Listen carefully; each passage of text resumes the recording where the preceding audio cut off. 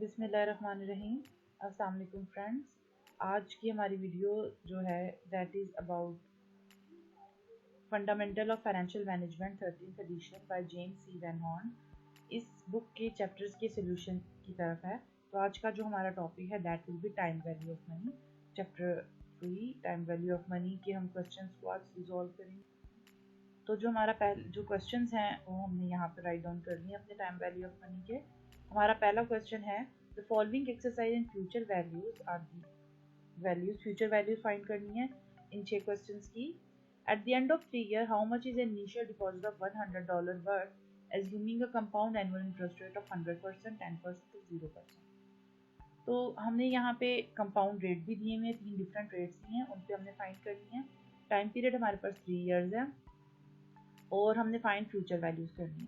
तो क्योंकि इसमें ये एनुटी नहीं है, एनुअल पेमेंट्स नहीं है, और यहाँ पर हमारे पास इनिशियल डिपॉजिट है, मतलब वन टाइम पेमेंट है, तो हमारे पास यहाँ पे फॉर्मूला जो होगा दैट कंपाउंड इंटरेस्ट का formula that will B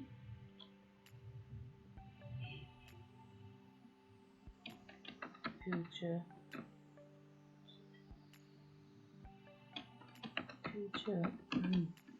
value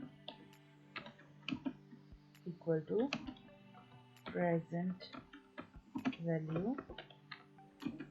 अभी इसके बाद हम इस क्वेश्चन के बाद हम इनको एब्रीविएट करेंगे। Future value will be abbreviated with FE and present value will be abbreviated with E into 1 plus I की पावर n, मतलब कि ये हमारे पास फॉर्मूला है फ्यूचर वैल्यू कैलकुलेट करने का। अब यहाँ पे हमारे पास जो आई है वो भी गिवन है और n भी 3 इयर्स गिवन है। तो अब हम इनको अगर कैलकुलेट करें दैट विल बी, तो हमारा पहली फ्यूचर वैल्यू हमने फाइंड करनी है एफ बी, इसको सब कुछ खत्म करते हैं। F V will be equal to present value हमारे पास $100 एट दैट टाइम और 1 प्लस आई हमारे पास हम अभी 100% लेते हैं, तो दैट विल बी 100% की power 3, so that will be 3. So this will become equal to 100 1 plus, जब हम इसका परसेंटेज खत्म करेंगे तो इट विल 1 प्लस 1 की power 3।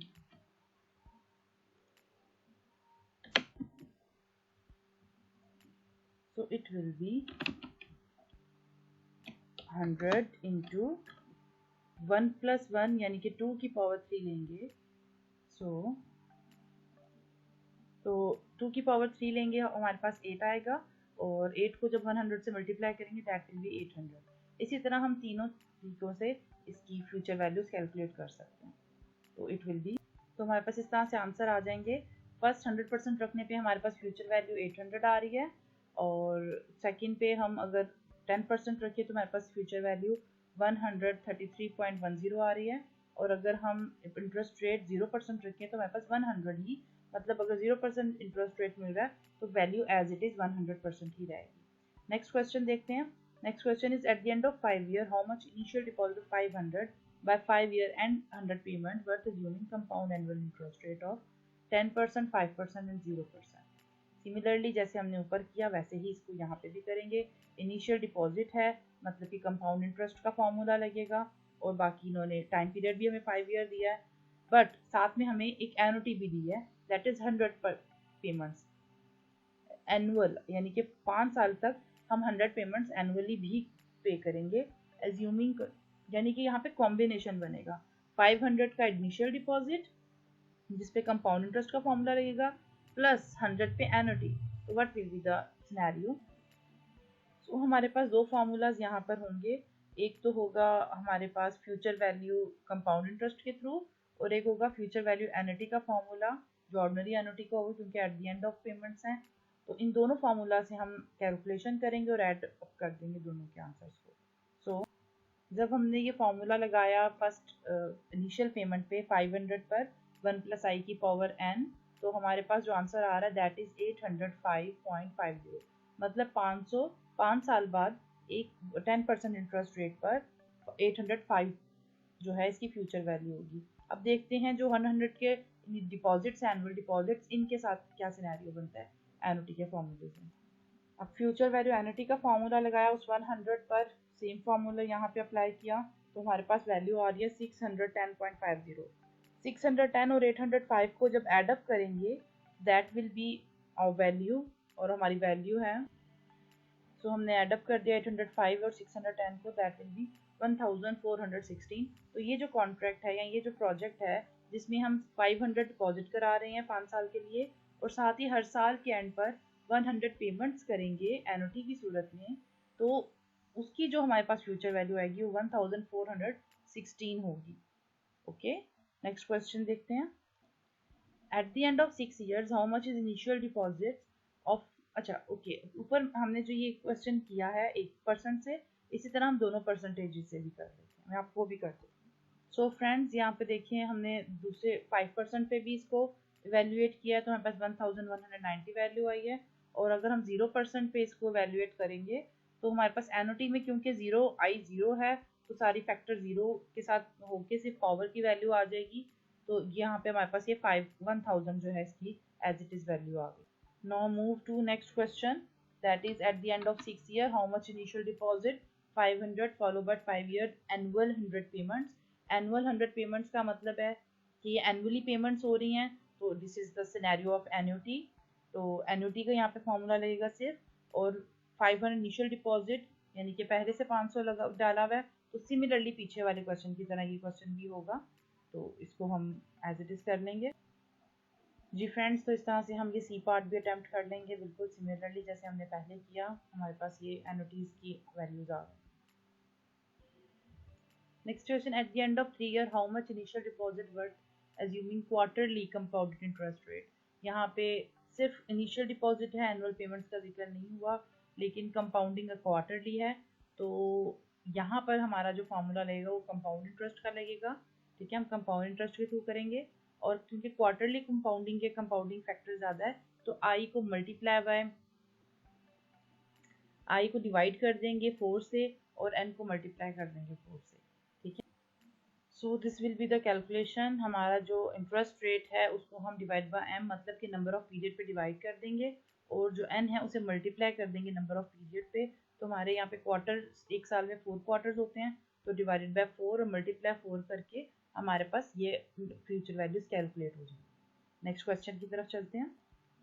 It asking why do your answers of part D differ from those two part A, कि part D के answers part A से डिफरेंट क्यों हैं। क्योंकि सिनेरियो तो सेम है, 100 डिपॉजिट है, इंटरेस्ट रेट भी सेम है, और अगर पार्ट ए में देखा जाए जैसे हमने पहले किया था, तो यही सिनेरियो में हमारे पास जो वैल्यूज आ रही थी that was 800, 133 and 100, and now हमारे पास वैल्यू आ रही हैं समथिंग डिफरेंट।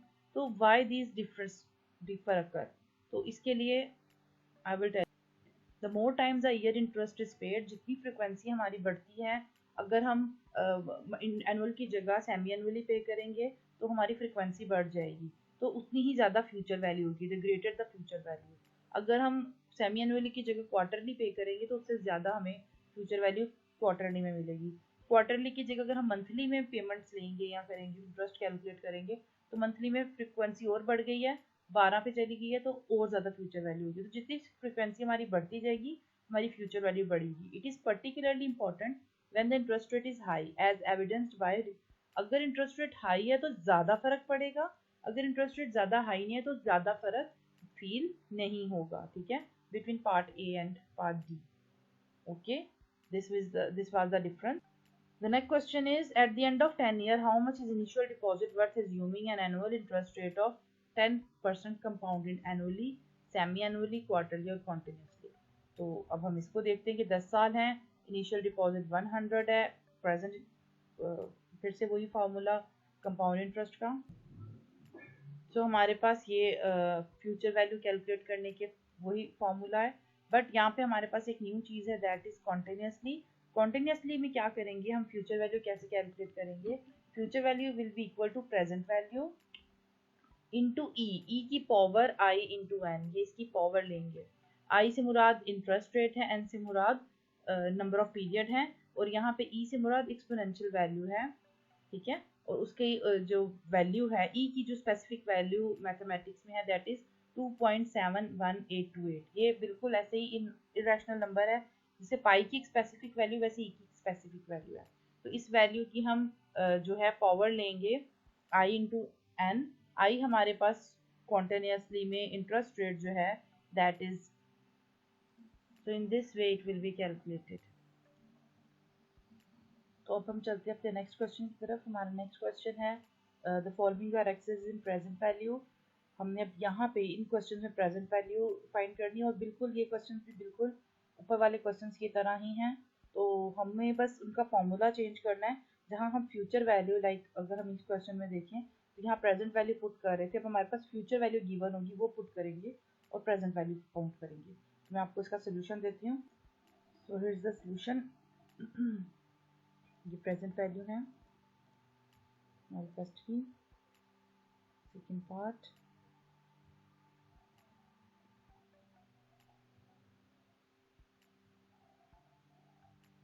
सी पार्ट में कह रहा है 100% $100 is received eight the end of the year, 500 at the end of 2 year and 1000 at the end of 3 year.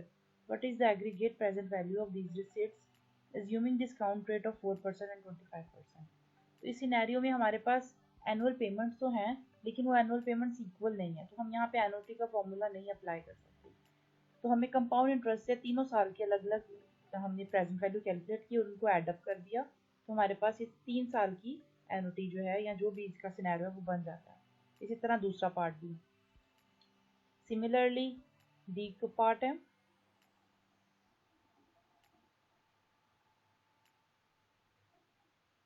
and then E.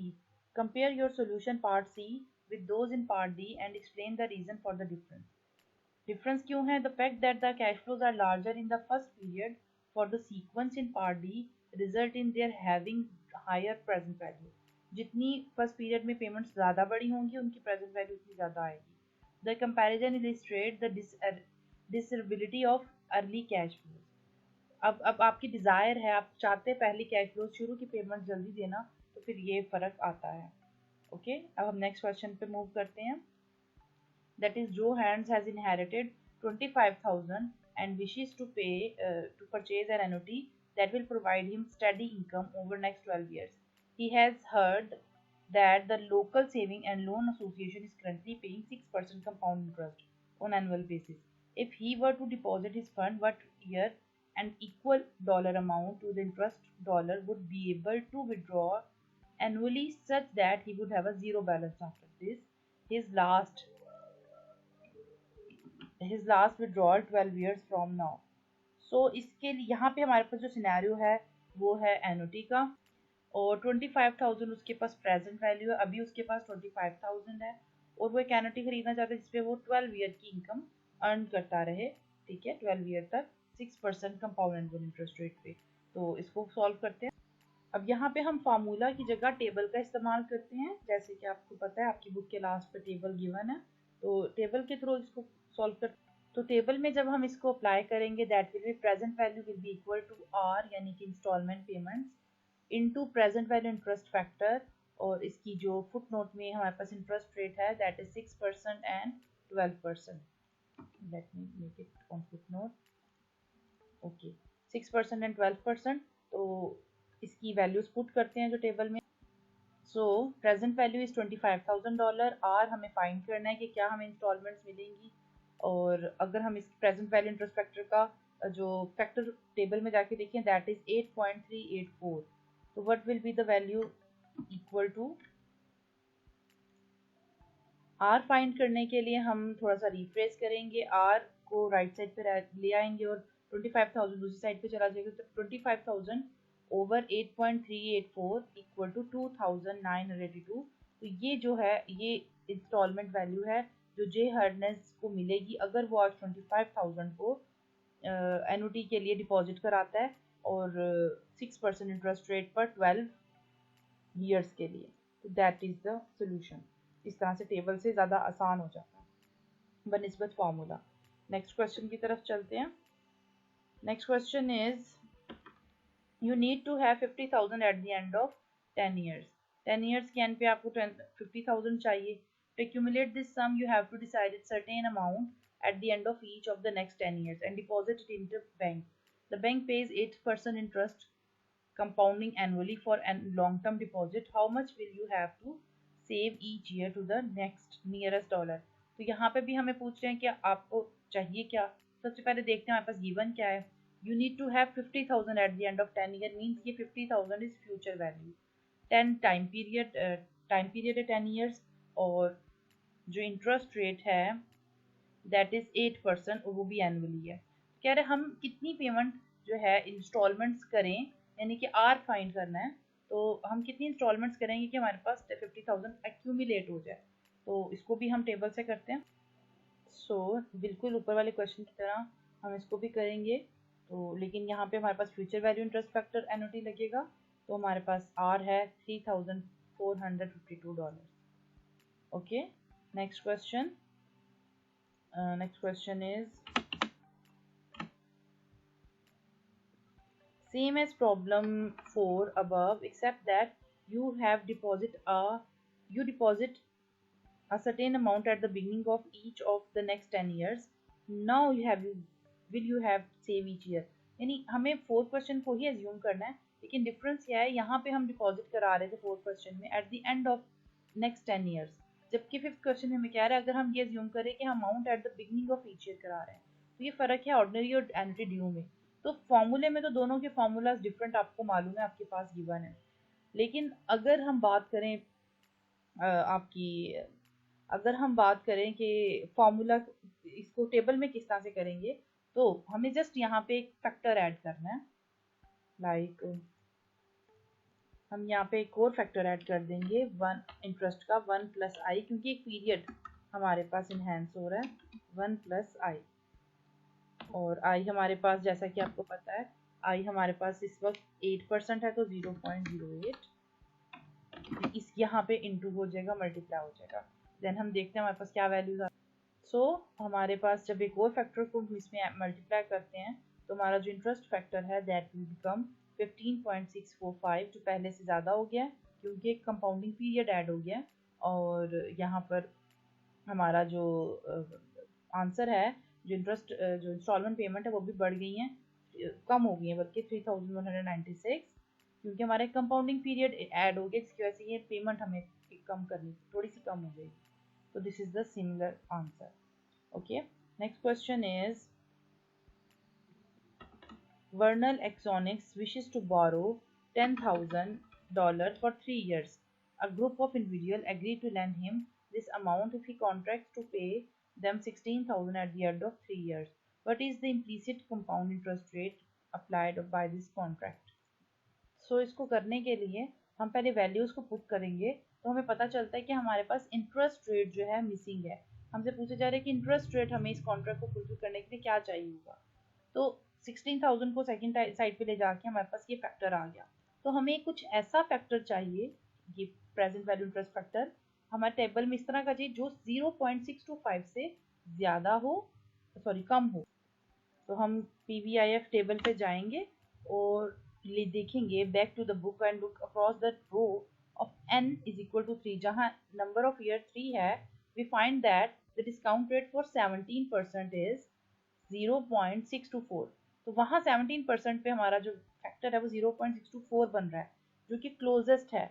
या तो 0.625 हो या इससे कम, तो that will be the closest number. हम उस नंबर को पे जो परसेंटेज है उसको लेंगे, तो इट वी विल एज्यूम के अप्रोक्सीमेटली 17% जो है वो इंटरेस्ट रेट इस कॉन्ट्रैक्ट के लिए रिक्वायर होगा। Okay, so this question next question state that you have been offered a note with 4 year to maturity, मतलब एन आ गया, which will pay 3,000 at the end of each of the 4 year, मतलब ये installment payment है 3,000। The price of the note to you is 10,200, अभी इसकी price जो है हमारे लिए दैट इज 10,200 है। What is the implicit compound annual interest rate you will receive to the nearest whole person?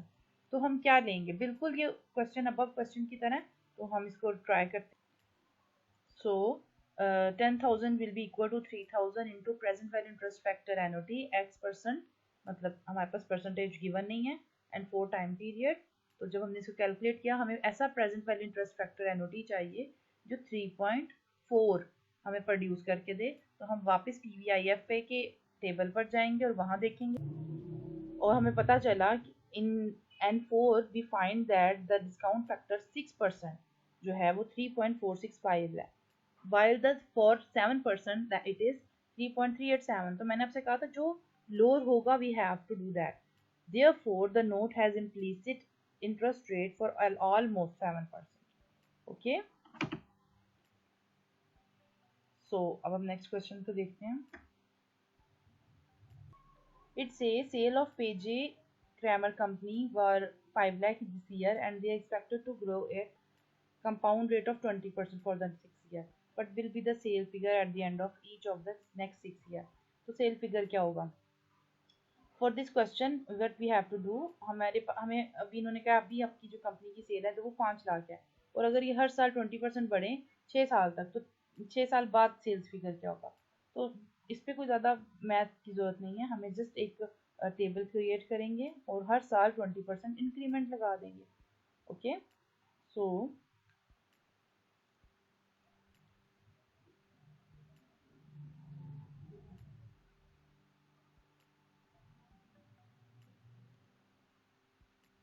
okay, so first column is about year, next में हम लिखेंगे sale increment. Okay, so first year, हम first year के पहले calculate करते हैं। After first year क्या scenario होगा? तो 5 लाख के ऊपर 500,000 इंटू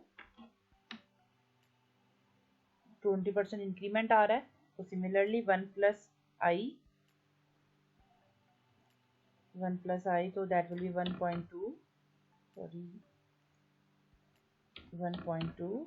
ओके, तो वर्क मल्टीप्लाई करेंगे तो हमारे पास यहाँ पे आ जाएगा अबाउट 6 लाख, राइट।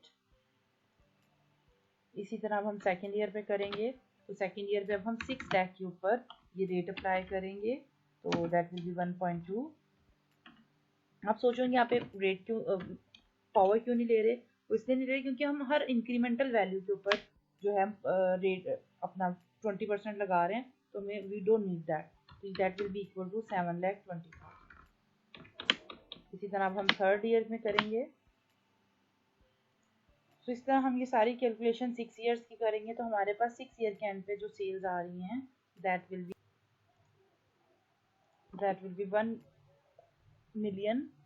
1.492 मिलियन। तो ये हमारी इंक्रीमेंट होगा, ये हमारे पास 6 ईयर के बाद 20% इंक्रीमेंट लगा के ये सेल्स बनेंगे। Okay, this was the solution of this question. Next question पे चलते हैं। Next question is the H&L Bark company is considering purchase of debarking machine that is expected to provide cash flow as follows। एक machine खरीदना चाह रही है company, और ये मशीन कंपनी एक्सपेक्ट कर रही है कि ये मशीन इनको कैश फ्लो देगी अबाउट फर्स्ट ईयर में $1,200, सेकेंड ईयर में $2,000, 2,400 थर्ड ईयर में, 1,900 फोर्थ ईयर में, 1,600 फिफ्थ ईयर में, और ऑनवर्ड 6 ईयर से लेके 10 ईयर तक $1,400 रेगुलरली देगी हर साल। तो ये चाह रहे हैं, what they want to do, they want if the appropriate annual discount rate is 14%, what is the present value of the cash flow stream। तो इस कैश फ्लो स्ट्रीम की हमें प्रेजेंट वैल्यू फाइंड करनी है। हमारे पास दो तरीके हैं, या तो कंपाउंड इंटरेस्ट का फॉर्मूला, या फिर हमें जाना पड़ेगा एनओटी के थ्रू। तो अगर हम कंपाउंड इंटरेस्ट की बात करें तो वहाँ पे हमें एनुअल सीरीज ऑफ पेमेंट नहीं दे सकते, वहाँ फर्स्ट टाइम पेमेंट होती है एंड देन उसकी हमने वैल्यूएशन करनी होती है। अगर एनओटी की बात करें तो this is a type of NOT, but NOT की करेक्टरिस्टिक्स ये हैं कि वहाँ इक्वल नंबर ऑफ पेमेंट्स होती हैं, इक्वल, और जो पेमेंट की अमाउंट है यानी जो इंस्टॉलमेंट्स हैं वो भी इक्वल होंगी, और आफ्टर इक्वल इंटरवल होगा। बट यहाँ पे हम देख रहे हैं इंटरवल तो इक्वल है, लेकिन जो पेमेंट्स हैं वो वेरी कर रही हैं। 1200, 2000, मतलब हर साल के बाद इसमें डिफरेंट इंक्रीमेंट है। तो इस तरह के कैश फ्लोज की प्रेजेंट वैल्यू कैसे फाइंड करेंगे? इस तरह की कैश फ्लोज को हम मिक्स्ड कैश स्ट्रीम कहते हैं। They are called mixed cash stream. Okay, अब हम क्या करेंगे, हम हर साल की बुनियाद पे इसकी इवेल्युएशन करेंगे कंपाउंड इंटरेस्ट के थ्रू, ईयरली, जिस तरह हमने लास्ट क्वेश्चन में किया था। बट इसमें एक अलग चीज ये है कि ईयर 6 से लेके ईयर 10 तक हमारे पास एनओटी बन रही है, इक्वल पेमेंट्स बन रही हैं, तो हम उसको एनओटी के थ्रू कर लेंगे, और फर्स्ट 5 ईयर को हम कैलकुलेशन से बचने के लिए ज़्यादा हम इनको कंपाउंड इंटरेस्ट से कर लेंगे। तो हम सबसे पहले क्या करेंगे, एक टेबल बनाएंगे।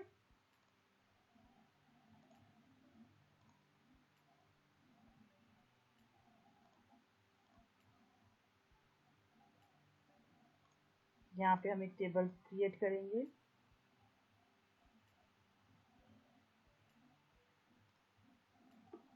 First column will be year, second में amount, PVIF factor of at 14%, and then present values। तो हमारे पास जो नंबर ऑफ ईयर हैं, फर्स्ट ईयर हमारे पास जो अमाउंट है दैट इज 1200, और इसको हम प्रेजेंट वैल्यू इंटरेस्ट फैक्टर के फॉर्मूला से हम टेबल से लेंगे कि इसका क्या फैक्टर का फॉर्मूला है, वो फैक्टर जो जो आता है उससे मल्टीप्लाई कर देंगे।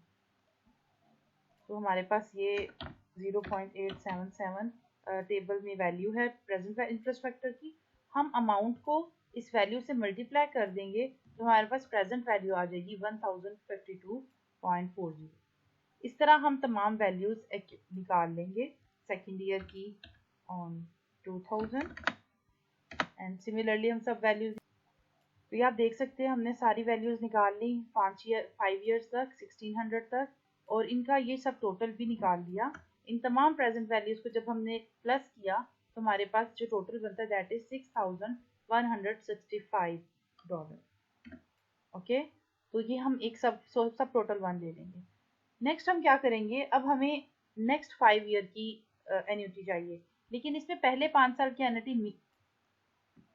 एन्युटी जो है वो स्किप्ड है। तो हम क्या करेंगे, सबसे पहले 10 ईयर की एन्युटी कैलकुलेट करेंगे।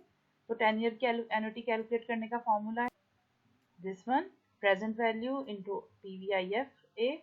तो ये हमारे पास, अगर ये एन्युटी 10 साल की होती, अगर ये एन्युटी पूरे 10 साल की सेम 1400 की वैल्यूज होती, तो ये एन्युटी हमारे पास बनती 7302, ये प्रेजेंट वैल्यू हमारे पास आती। लेकिन अगर हम अब इसका हमें सिर्फ लास्ट 5 ईयर चाहिए, तो हम फर्स्ट 5 ईयर की कैलकुलेट करेंगे। तो अब हमने यही सेम वैल्यूज को 5 टाइम पीरियड लेकर पहले 5 साल की एन्युटी कैलकुलेट कर ली। अगर हम इस 10 साल की एन्युटी में से ये पहले 5 साल की एन्युटी निकाल देंगे, तो हमारे पास ये अगले 5 साल की एन्युटी बच जाएगी, सही वैल्यू आ जाएगी। तो हम इसमें से इसको माइनस कर देते हैं, या माइनस का साइन लगा रही हूँ फॉर योर अंडरस्टैंडिंग। अगर इस वैल्यू में से ये माइनस कर देते हैं तो इट विल बी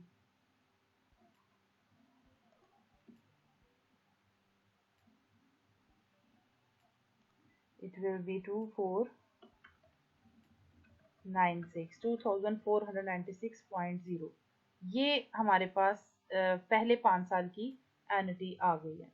अब हम क्या करेंगे, हमें पूरी कैश फ्लो स्ट्रीम की प्रेजेंट वैल्यू फाइंड करनी है। तो हम प्रेजेंट वैल्यू, जो प्रेजेंट वैल्यूज हैं, प्रेजेंट वैल्यू ए प्लस बी, मतलब जो हमने दो कैलकुलेट की हैं ए और बी साइड पे, मतलब ये सब टोटल जो पहले 5 साल का था और ये सब टोटल जो अगले 5 साल का है, ये दोनों को हम कर देंगे add up.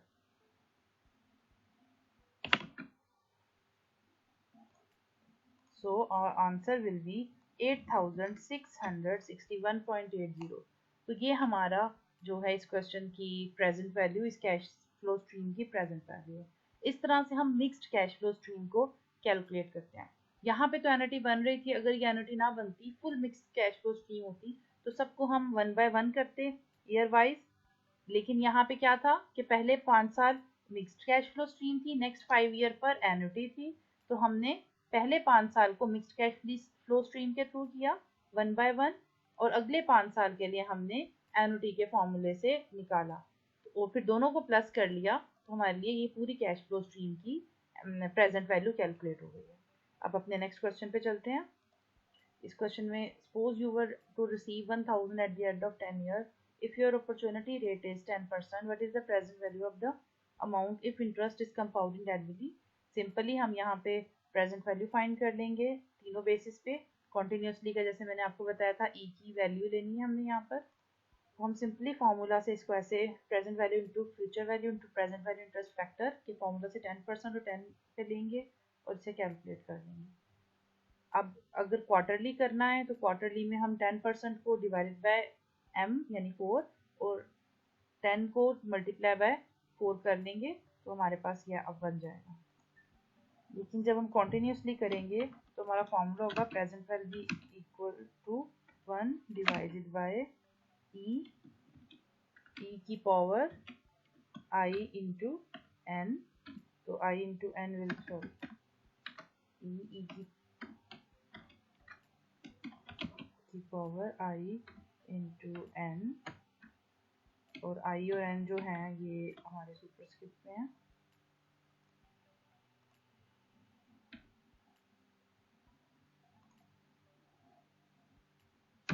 Equal to 1 divided by e की पावर हमारे पास क्या है 2.1871828 की पावर।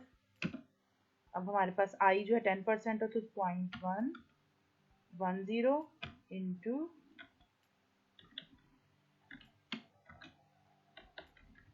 इंटू पॉइंट 10 ईयर्स, तो 10 डिवाइड, और इसको हम सुपरस्क्रिप्ट में डाल देंगे।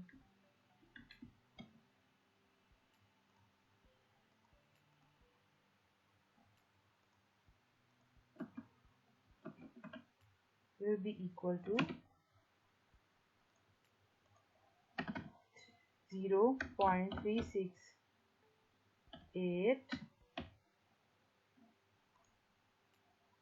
and it will be multiplied by, और यहाँ पे फ्यूचर वैल्यू लिखना भूल गए, फ्यूचर वैल्यू इंटू,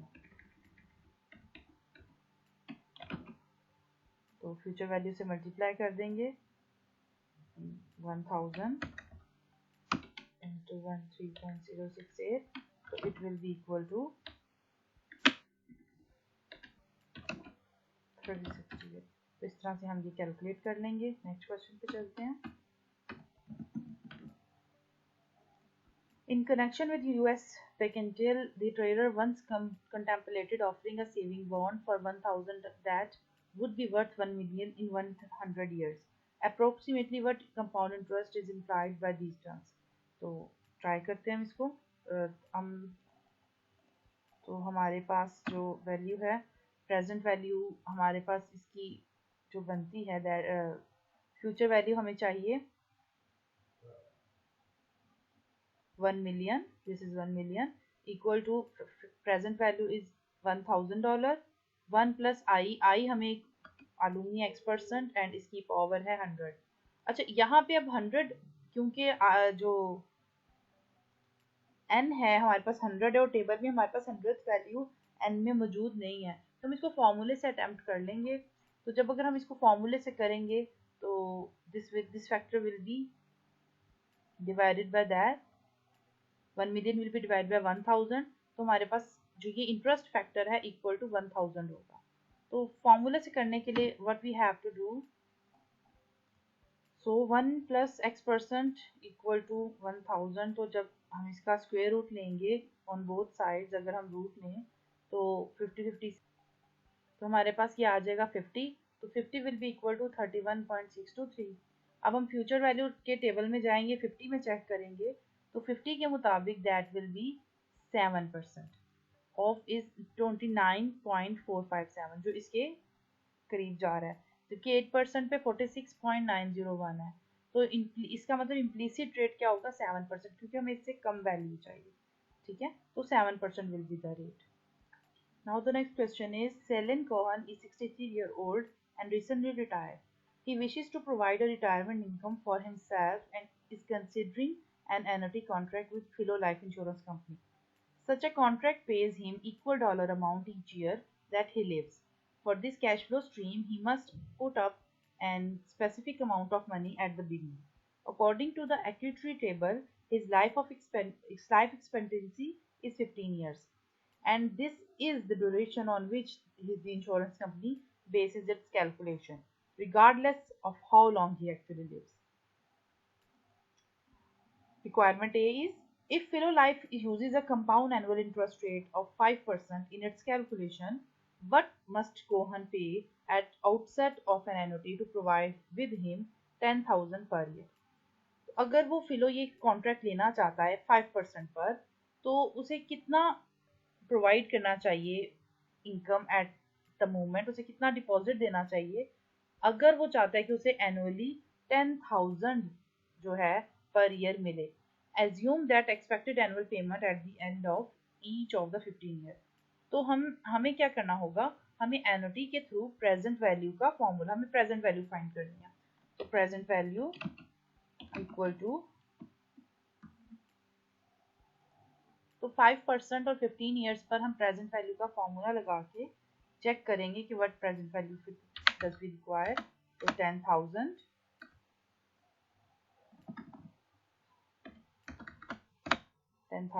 और present value interest factor annuity 5%.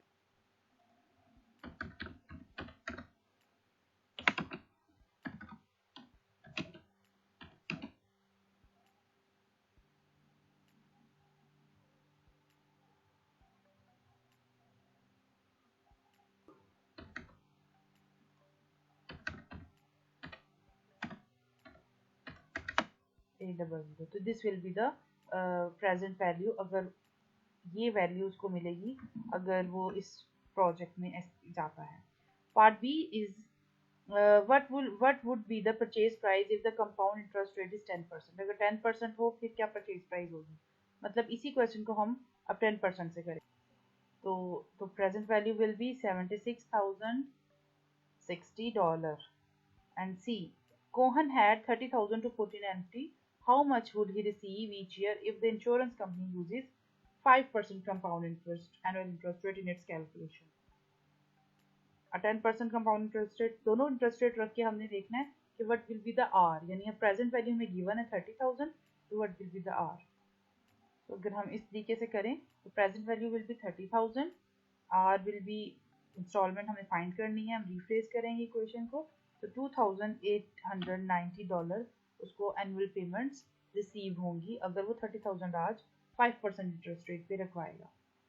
इसको अब 10% से करके देखते हैं. सो अगर हम 10% इंटरेस्ट रेट लेंगे तो फिर हमारे पास ये एनुअल पेमेंट्स आएंगे 3,944. Okay, the higher the interest rate embodied in the yield calculation, the higher the annual payment. जितना इंटरेस्ट रेट बढ़ेगा एनुअल पेमेंट भी उतनी ज़्यादा बढ़ती चली जाएंगी. नेक्स्ट क्वेश्चन पे चलते हैं. The Happy Gang Glide company is purchasing a building and obtained 1,90,000 mortgage loan for 20 years.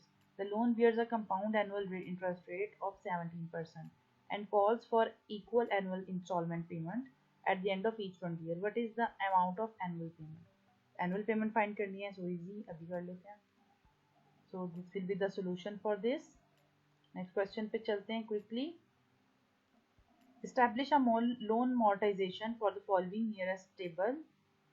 3.8 for example, a 36-month loan 8,000 with equal installment payment at the end of each month. यहाँ पे हमने loan table बनाना है. इस पर interest rate is 1% per month. तो अभी हम loan table बनाते हैं. सो यहाँ पे मैं एक्सेल पे आ गई हूँ क्योंकि हमारा क्वेश्चन जो है वो काफ़ी लेंथी है. मंथली पेमेंट बनानी है, 36 मंथ का लोन मोर्टाइजेशन बनाना है, इक्वल इंस्टॉलमेंट है हमारी 8,000 और जो इंटरेस्ट पेमेंट है वो 1% पे है. तो what we have to do, हमें 36 टाइम पीरियड के ऊपर 1 से लेके 36 तक हमें ये टेबल क्रिएट करना है। तो I am going to do that.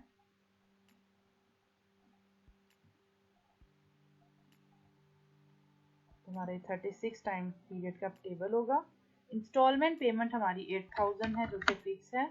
8000 हमने हर महीने पे करना है, तो 8000 को इंस्टॉलमेंट पेमेंट पे लिख देंगे। मंथली इंटरेस्ट कितना है, तो मंथली इंटरेस्ट कैसे कैलकुलेट होगा, यहाँ पे मेंशन करती हूँ मैं आपको।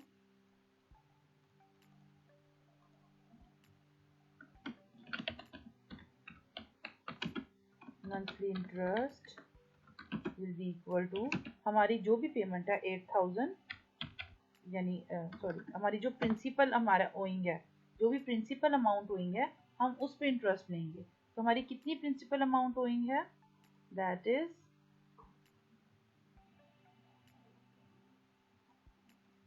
सॉरी, यहाँ पे 8000 इक्वल इंस्टॉलमेंट नहीं, 8000 का लोन है। आई एम सॉरी, मैंने मिसअंडरस्टूड किया।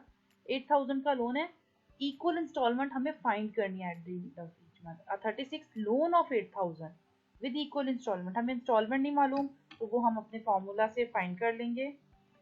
तो ये हमारे पास इस तरह से हम इसकी अपनी इंटरेस्ट पेमेंट्स जो है फाइंड कर लेंगे। Will be 265.71। मंथली पेमेंट्स हमारी 265.71 होंगी। दिस इज नॉट, ये हमारा टोटल लोन है जो हम ओ कर रहे हैं एट टाइम 0।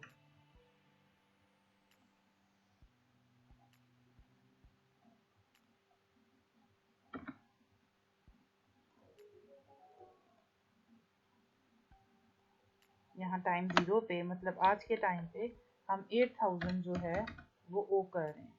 ओके, अब इंस्टॉलमेंट पेमेंट जो हमने फर्स्ट टाइम पे देनी है, दैट इज 270, क्या था हमारा, 265.71, 265.71 इंस्टॉलमेंट है। What will be the monthly interest, monthly interest होगा प्रिंसिपल ओइंग, मतलब 8000 मल्टीप्लाई बाय जो हमारा इंटरेस्ट पेमेंट है 1%, that will be equal to 80। So here it will be 80, हमारी मंथली इंटरेस्ट पेमेंट आ जाएगी। दिस इज द वे, हमने जो भी प्रिंसिपल अमाउंट हुई है ये वाले कॉलम पे 1% लेते जाना है, तो हमारी मंथली इंटरेस्ट पेमेंट आ जाएगी। अब प्रिंसिपल पेमेंट कितनी है, प्रिंसिपल पेमेंट कैसे निकलेगी,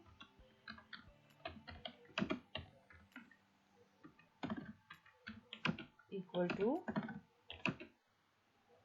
जो भी हमारी प्रिंसिपल है, सॉरी जो भी हमारी इंस्टॉलमेंट है 265.71, इसमें से हम माइनस कर देंगे अपना इंटरेस्ट जो इस मंथ हम पे कर रहे हैं, तो जो बाकी बचेगा that will be our principal payment.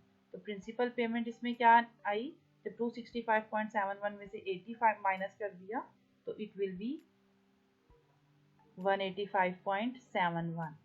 This is the thing. तो इस तरह से अब हमारे पास प्रिंसिपल ओइंग कितना रह गया, जब प्रिंसिपल ओइंग 8000 में से 185.71 हमने निकाल दिए, मतलब 8000 में से हमने माइनस कर दिए 185.71, तो हमारे पास बाकी रह गया 7801। अब नेक्स्ट मंथ में भी हमारी पेमेंट इक्वल है, हर महीने इक्वल रहेंगी, एज इट इज रहेंगी, तो ये तो ऐसी चलेंगी, ये पूरा कॉलम सेम इक्वल रहेगा। बट मंथली पेमेंट चेंज होंगी। अब ये जो पेमेंट है ये 7814 पे लगेगी, ठीक है, 77,814 पे ये पेमेंट जो है अब इंटरेस्ट में मंथली पेमेंट लगेगी। और नाउ इट विल बी, अब इसी तरह हमने ये इंटरेस्ट, मंथली इंटरेस्ट दोबारा से कैलकुलेट किया है, लेकिन अब हमारी प्रिंसिपल ओइंग अमाउंट 7814 है, इस पे 1% लिया तो 78.14 आया। नेक्स्ट हमारी प्रिंसिपल पेमेंट है।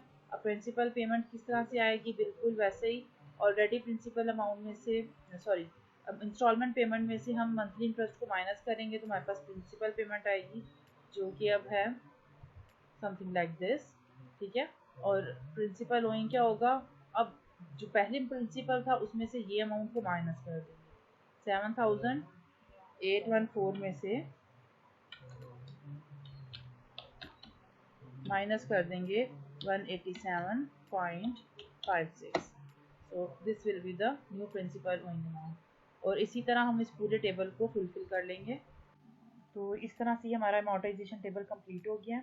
अगर हम इसके प्रिंसिपल अमाउंट का सारा एक्यूमुलेट करेंगे इस कॉलम को, तो हमारे पास इतनी अमाउंट बनेगी जो कि हमने ओ की थी। और इंटरेस्ट पेमेंट को कैलकुलेट करेंगे इस कॉलम को, तो हमारे पास इंटरेस्ट पेमेंट्स आ जाएंगी। इंस्टॉलमेंट्स को कैलकुलेट करेंगे तो टोटल इंस्टॉलमेंट्स आ जाएंगी। अब हम नेक्स्ट पार्ट की तरफ जाते हैं। तो हमारा next part is 25-year mortgage loan of 1,24,000 at 10% compounded annual interest with equal installment payment at the end। यहाँ पे भी हमें इंस्टॉलमेंट पेमेंट्स नोन नहीं है, तो हम इंस्टॉलमेंट कैलकुलेट कर लेंगे पहले बिल्कुल उसी मेथड से। तो ये आ गया 20,271 अप्रोक्सीमेटली। 0.01 को हम राउंड ऑफ कर देंगे। अब इसका भी लोन अमोर्टाइजेशन टेबल बनाएंगे। एट जीरो टाइम पीरियड हमारे पास प्रिंसिपल ओइंग है 1,84,000 और जो हमने इंस्टॉलमेंट पेमेंट करनी है वो हमारी ऑलरेडी कैलकुलेटेड है। और वो हमने क्या कैलकुलेट किया है 20,271। तो यहाँ पे लिख देंगे। उसके बाद हमारे इंटरेस्ट मंथली इंटरेस्ट है। मंथली इंटरेस्ट हमारे पास 10% उन्होंने कैलकुलेट करने का दिया है।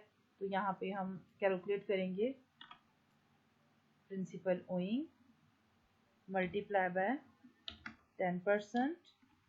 ये 10% एनुअल है, तो हम यहाँ पे जो है 1 मंथ की रेशियो लेंगे, तो 1 डिवाइडेड बाय 12।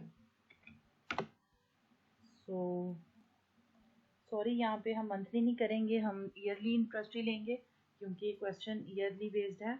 यहाँ पे ये 25 ईयर्स हैं।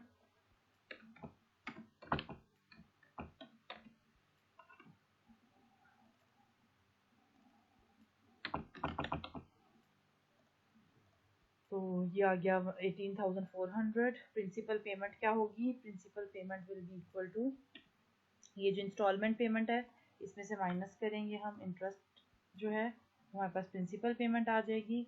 और इंटरेस्ट प्रिंसिपल ओइंग में से माइनस करेंगे हम प्रिंसिपल पेमेंट को, हमारे पास प्रिंसिपल ओइंग आ जाएगा जो बाकी। और अब हम इसी तरह इनको ड्रैग कर देंगे, तो हमारे पास जो है ये पूरा टेबल क्रिएट हो जाएगा और आपको वैसे ही दोबारा से मैन्युअली करना पड़ेगा। फाइन।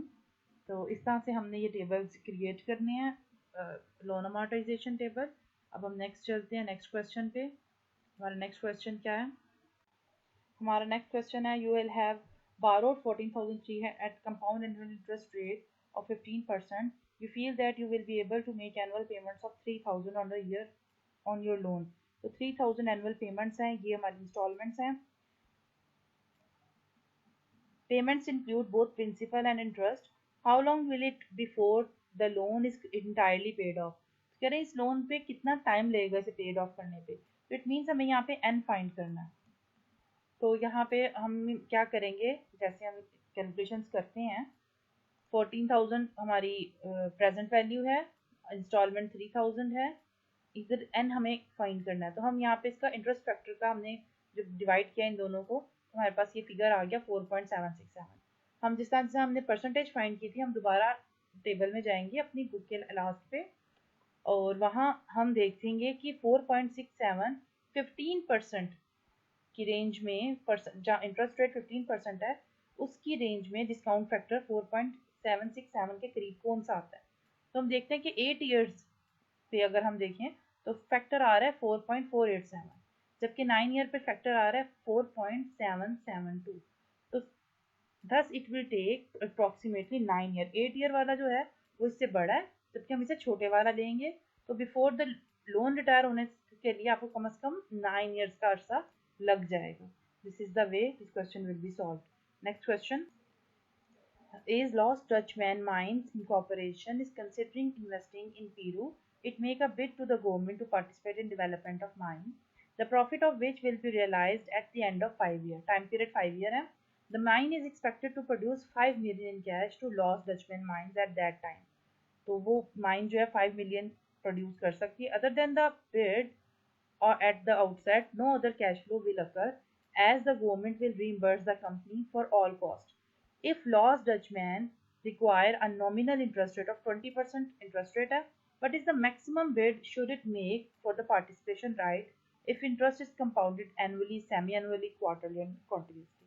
तो यहाँ पे सिंपली हमने क्या करना है, हमने यहाँ कंपाउंड इंटरेस्ट के फॉर्मूला से प्रेजेंट वैल्यूज फाइंड करनी है इस प्रोजेक्ट की, कि अगर 5 मिलियन हमें फ्यूचर में मिल रहा है तो अभी हमें इसके लिए, इस प्रोजेक्ट के लिए कितना पे करना चाहिए, तो वो उसकी प्रेजेंट वैल्यू होगी। और डिफरेंट हमें जो है फ्रीक्वेंसी लेवल दिए हैं उसकी कंपाउंडिंग के। तो मैं क्विकली आंसर करती हूँ इसको। सो दिस इज द सोल्यूशन। और कॉन्टिन्यूसली के लिए वैसे ही ई एक्सपोनेंशियल की पावर लेंगे हम, ई की power.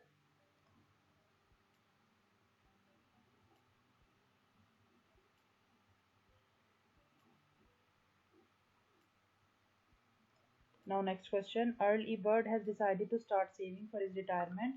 Beginning on his 21st birthday, Earl plans to invest worth 2000 each birthday into a saving investment, earning a 7% compound annual rate of interest. He will continue his saving program for a total of 10 years and then stop making payments. But his saving will continue to compound at 7% for 35 more years. Until Earl retires at age 65, Ivana Wade also planned to invest 2000 a year on each birthday at 7% and will do so for a total 35 years. However, she will not begin her contribution until her 31st birthday. How much will Earl and Ivana's saving program be worth at the retirement age of 65? तो दोनों के हमने retirement plan को calculate करना है, और ये बताना है who is better of financially a retirement and how much, कितना बेहतर किसका प्लान है। तो सबसे पहले हम अर्ल का फाइनेंशियल प्लान जो है वो कर लेते हैं इवेल्युएट। तो अर्ल का प्लान ये है कि 2000 जो है वो हर बर्थडे पे सेव कर रहा है, ठीक है। तो उस पर 7% 10 ईयर्स के लिए उसने इन्वेस्ट किया, तो इनकी आपस में इस फैक्टर को मल्टीप्लाई कर देंगे। साथ ही साथ जो आएगा उसके ऊपर जो वैल्यू आएगी उसके साथ ही वो इन्वेस्टमेंट जो है वो फर्दर 35 ईयर के लिए पड़ी रहेगी, बट 7% पर वो भी होगी। तो उसको भी, उस फैक्टर को भी मल्टीप्लाई कर देंगे। आप इसे दो तरीके से कर सकते हैं। फर्स्ट इतने हिस्से को एक दफ़ा कर लें मल्टीप्लाई, एंड देन जो आंसर है उसको इसके साथ दोबारा मल्टीप्लाई कर दें, तो ये आपके पास अमाउंट आ जाएगी अर्ल के प्लान की। नेक्स्ट है इवाना का प्लान। इवाना का प्लान जबकि ये है कि 2000 उसने इन्वेस्ट करना है 35 इयर्स के लिए टोटली, और वो मुसलसल इस 2000 को इन्वेस्ट किए जाएगी। तो ये है इवाना की वैल्यू। अब इसमें बेहतर कौन है? ऑब्वियसली जो फ्यूचर वैल्यू अर्ल के प्लान की है वो ज़्यादा बेहतर है। और कितनी बेहतर है? 18,553 more at retirement than Ivana's program. अब हम अपने नेक्स्ट क्वेश्चन पे चलते हैं। 18th, when you were born, your dear old auntie Minnie promised to deposit 1000 in a saving account for you on each and every one of your birthdays, beginning with your first. The savings account bears a 5% annual rate of interest. You have just turned 25 and want all the cash. However, it turned out that dear old forgetful Aunt Minnie made no deposit on your 5th, 7th, and 11th birthdays. How much is in the account now on your 25th birthday? वैसे तो ये कैनोटी है, क्योंकि एक equal amount of payment through out the time period हो रही हैं, accumulate हो रही हैं। बट यहाँ पे एक इम्पॉर्टेंट बात ये है कि ये मिस आंटी ने जो है कुछ टाइम पीरियड, कुछ सालों में 5th, 7th और 11th बर्थडे पे पेमेंट्स नहीं की, तो जो इंटरवल है अब वो इक्वल नहीं रहा, ब्रेक हो गया। तो ये एक तरह की मिक्स्ड स्ट्रीम बन चुकी है। तो इस पे आप क्या करेंगे? आप मिक्स स्ट्रीम की तरह तमाम कैश फ्लोज को रिटर्न डाउन करेंगे और उस पर इंटरेस्ट ले लेंगे। और ये आपके लिए एज असाइनमेंट की क्वेश्चन जो है मैं रखती हूँ। अब हम नेक्स्ट क्वेश्चन पे चलते हैं। Assume that you will be opening a saving account today by depositing 1 lakh. The saving account pays 5% compound annual interest, and this rate is assumed to remain in effect for all future periods.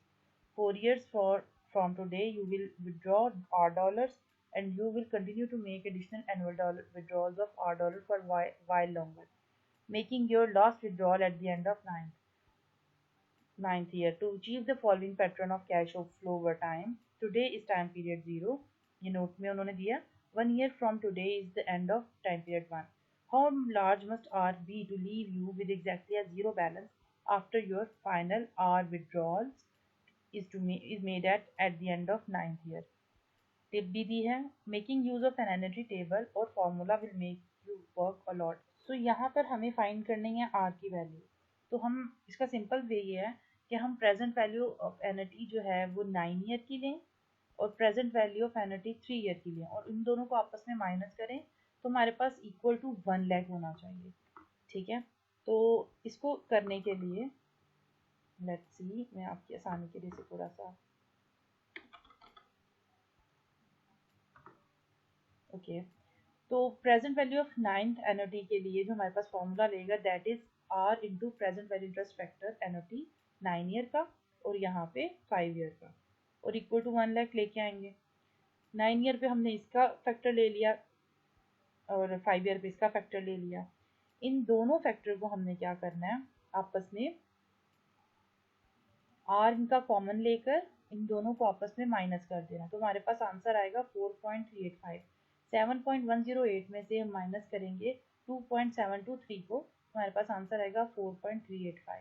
ये minus हो गया. अब यहाँ पे 4.385 दूसरी side पे 1 लाख के साथ जाके डिवाइड हो जाएगा तो हमारे पास आर आ जाएगा 22,805. This is the simplest way जिससे हम इस क्वेश्चन को रिजॉल्व कर सकते हैं. नेक्स्ट क्वेश्चन इज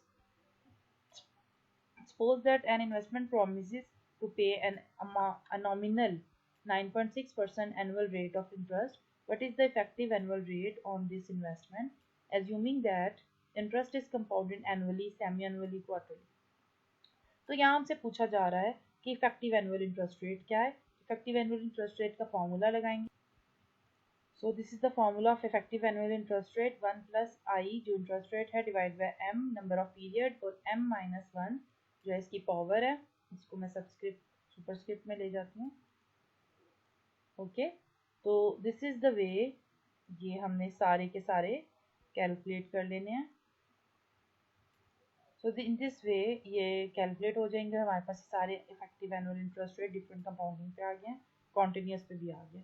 कॉन्टिन्यूस में भी हम यहाँ पे ले लेंगे 0.9 जो इंटरेस्ट रेट है आई में से 1 माइनस करेंगे. ठीक है, आई में से 1 माइनस करेंगे तो हमारे पास ये रेट आ जाएंगे कॉन्टिन्यूस में.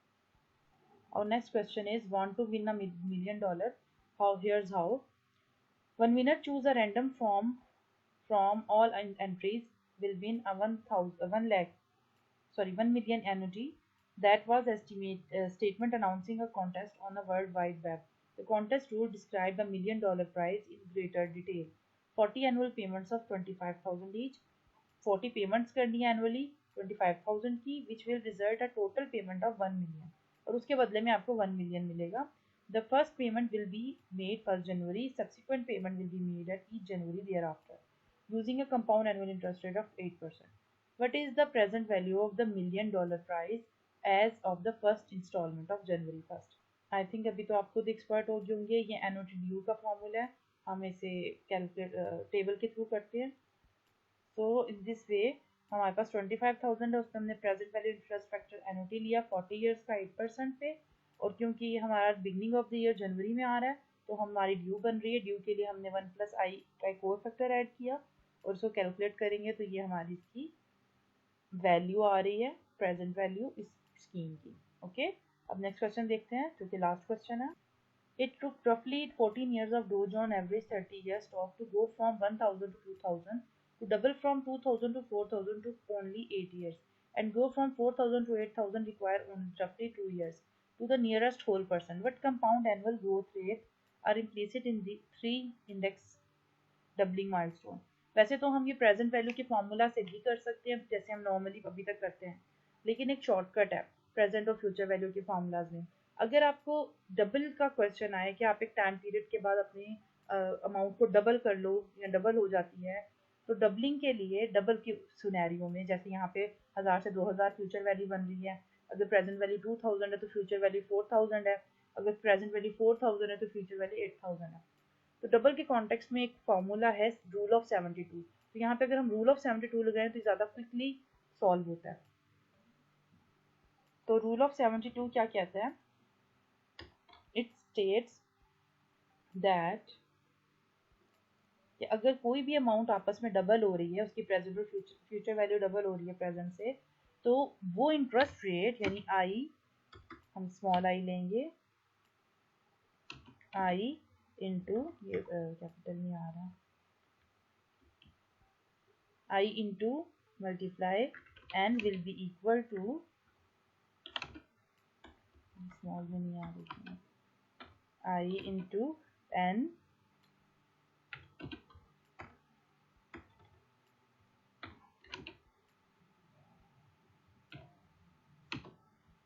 n will be equal to multiply